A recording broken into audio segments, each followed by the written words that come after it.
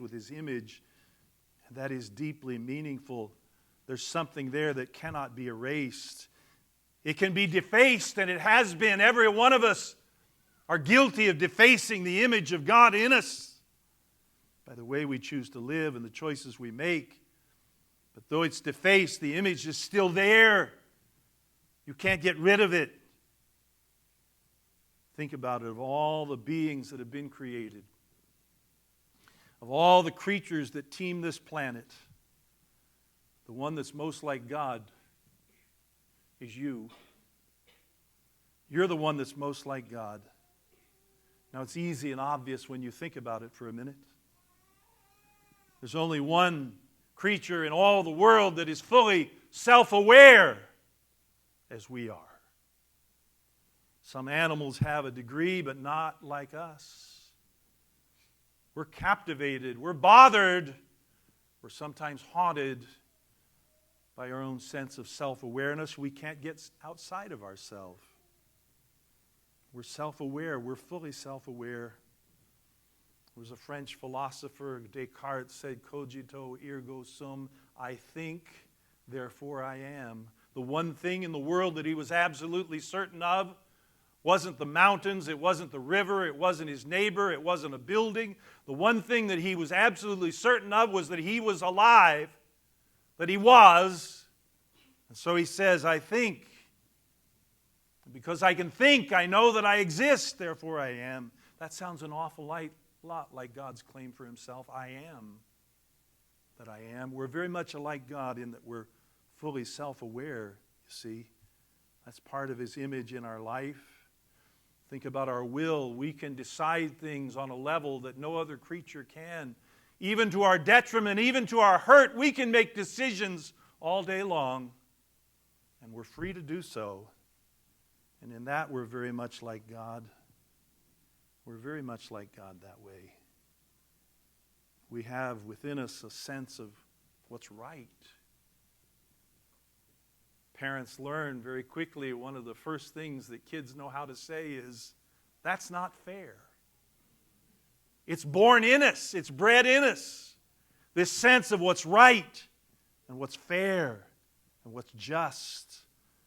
And even the criminal in state prison knows what's right and lives by some kind of code. We have that sense of right that's in us, but the thing that makes us supremely like our God, that image that's stamped in us, is love. We love. We love and we won't quit loving. We love sometimes even to our own hurt. We love even when the object of our love doesn't return the love. And we don't stop.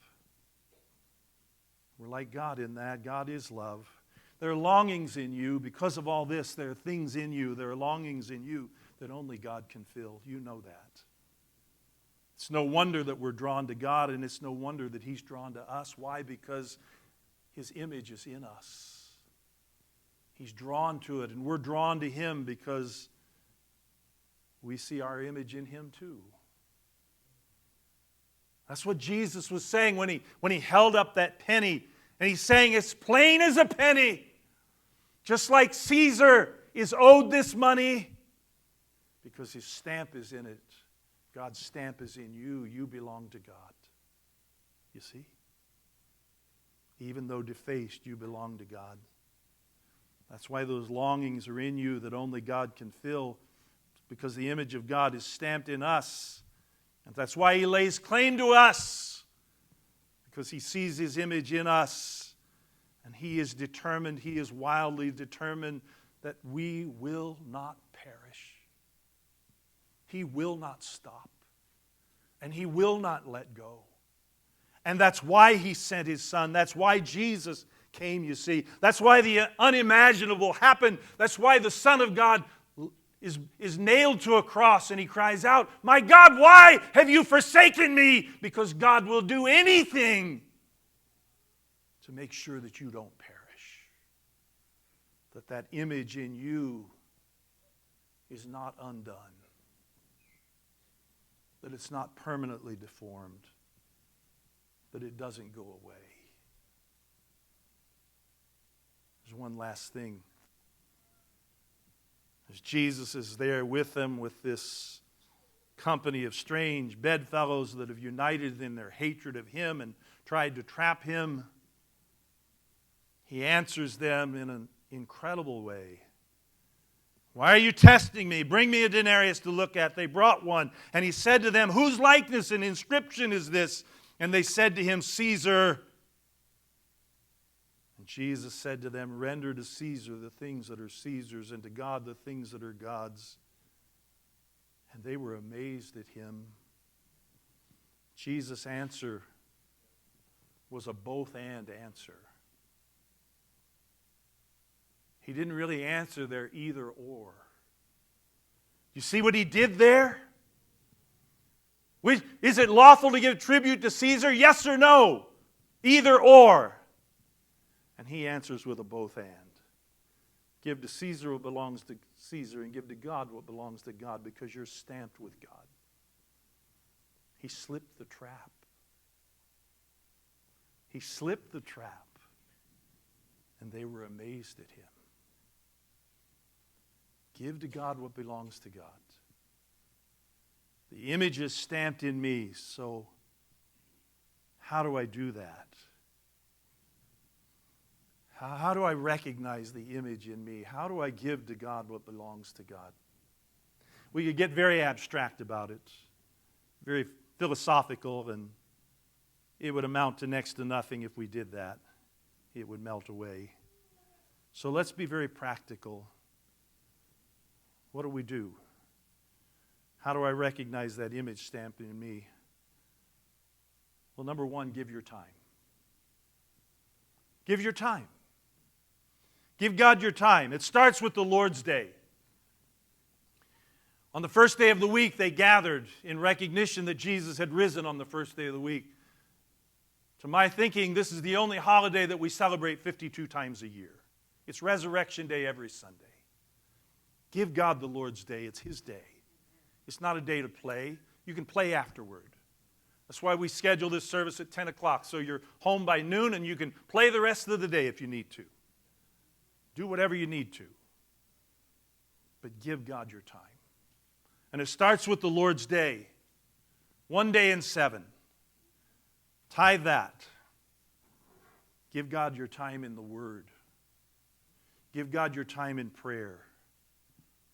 Give God your time to serve. We always say, I don't have enough time. Time is at a premium. But we give lots of time to much lesser things, don't we? And I don't need to tell you what they are, but some of them are on our phone. Give God your time. And give God your treasure. Give God some of your money, your treasure. What sustains you? People talk about giving money to God. Oh, that's so impersonal. I disagree. I don't know about you, but to earn money, I've got to give my time and my talent. I've got to give my days. I've got to give time. I've got to give my energy and what I know and my education and my faculties and my attention. And I've got to work. I've got to work to get the money. And so when I give that money, that treasure to God, that's a distilling of my whole life. Amen. Of everything that I've done to earn that money. Starting with first grade, learning to read, and all the way through. And whatever skills we might have that somebody will employ us for.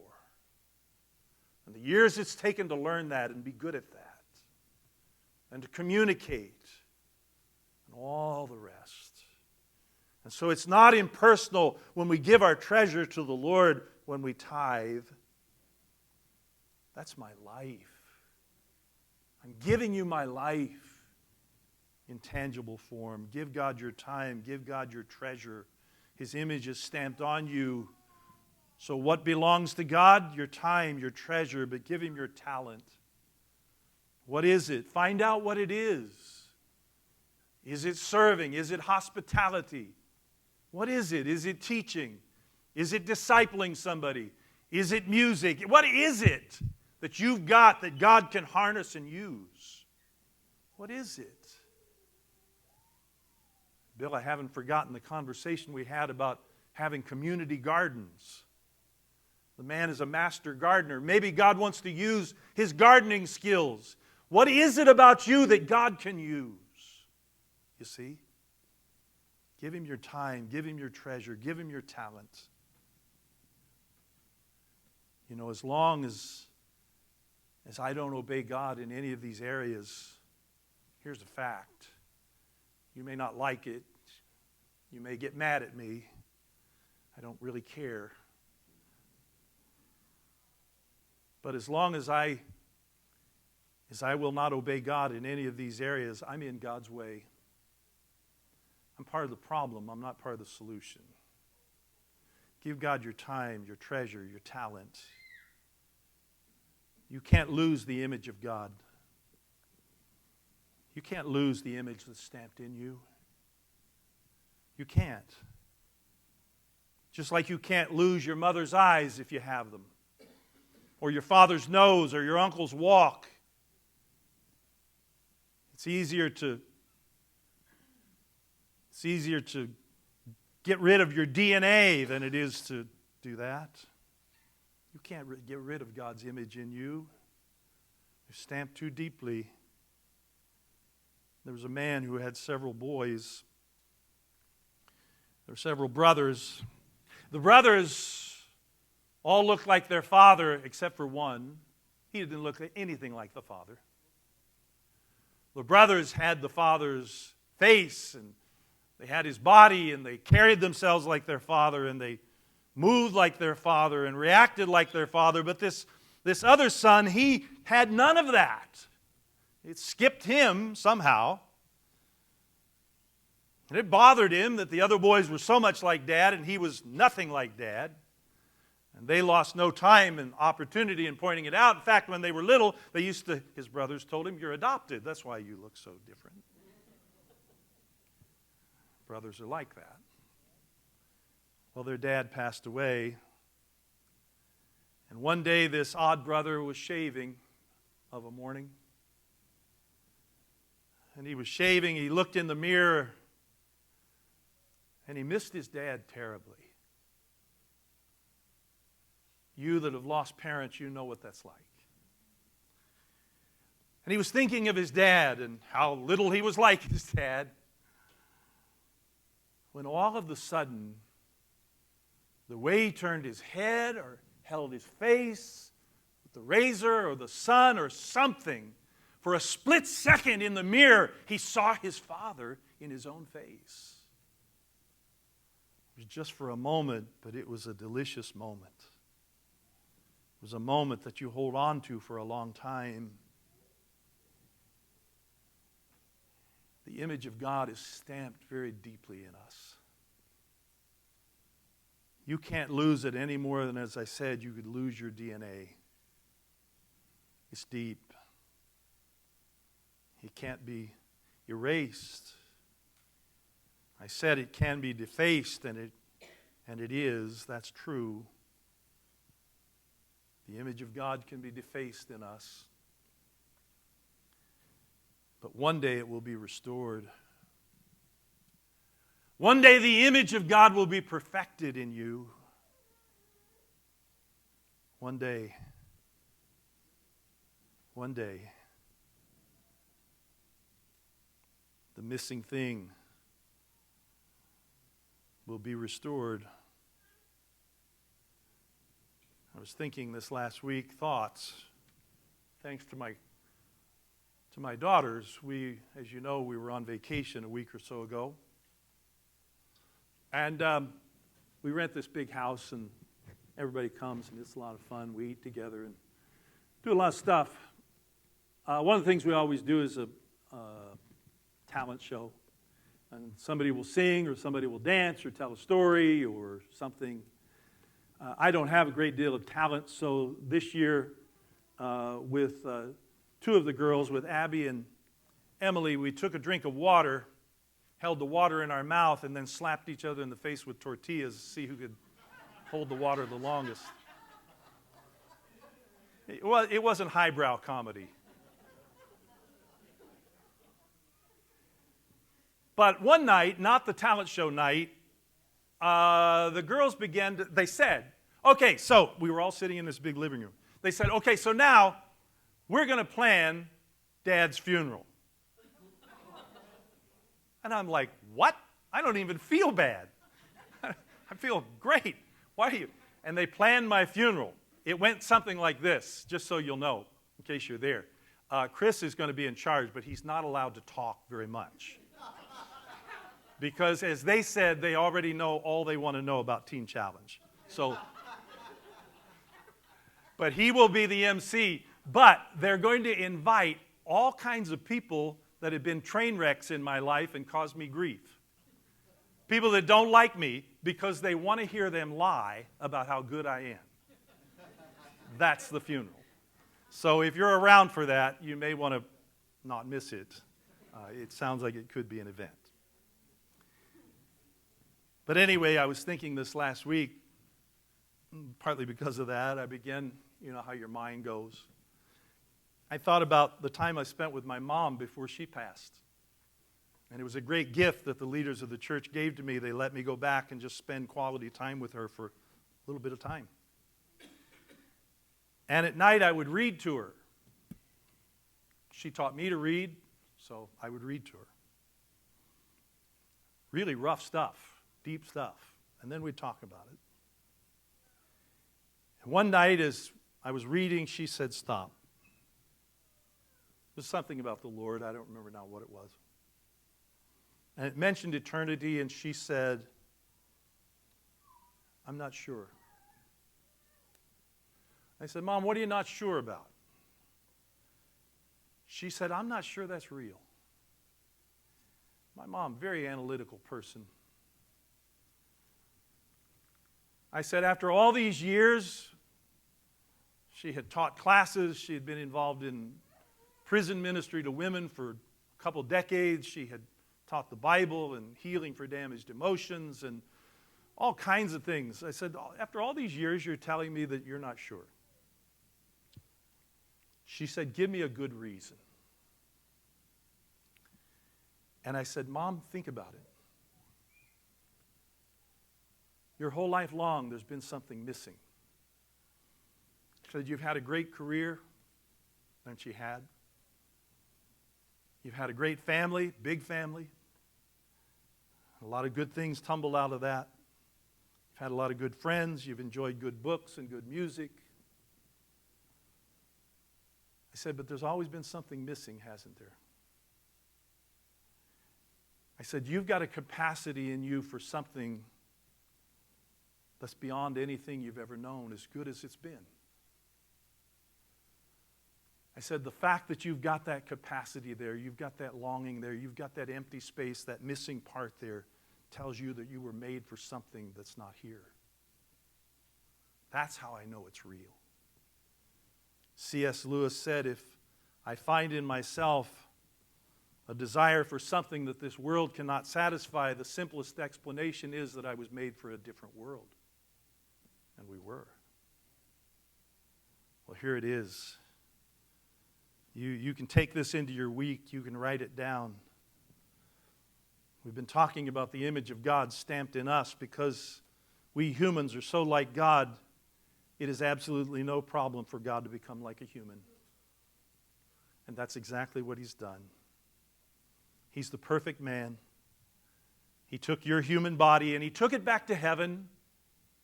He rose bodily. He sits at the right hand of the Father bodily in a human body. It didn't disappear. When Luke tells the story of the ascension, there's a detail that's easy to miss because the painters have all painted Jesus going up like this, going up like this, or going up like this. In the original language, Luke says that he made sure as he went up that they saw his hands. He bent over so they could see his hands, so that the last living memory they had was of those nail-scarred hands. He took those to heaven, you see. He took a human body to heaven. It sits at the right hand of the Most High.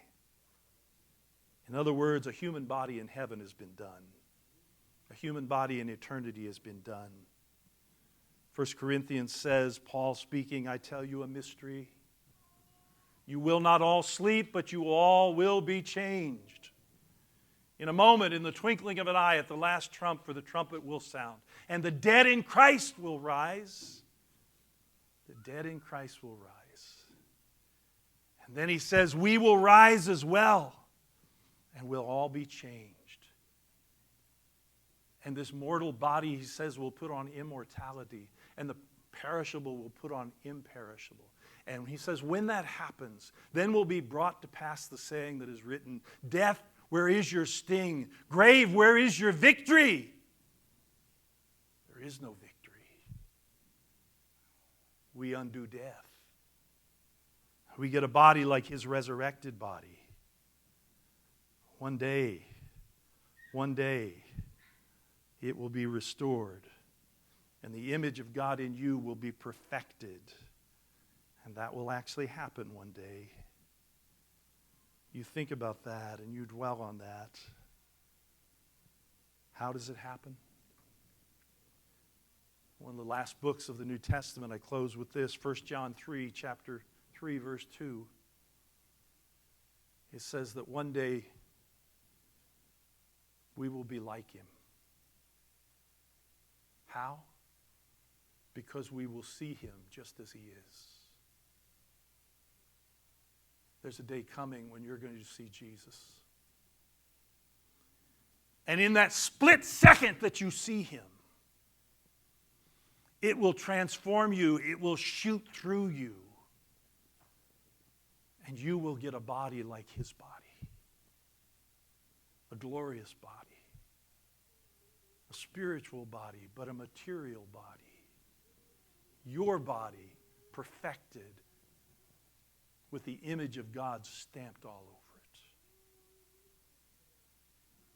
You take that into this week. You think about that. And you dwell on that. We're going to be like him. Let's stand together.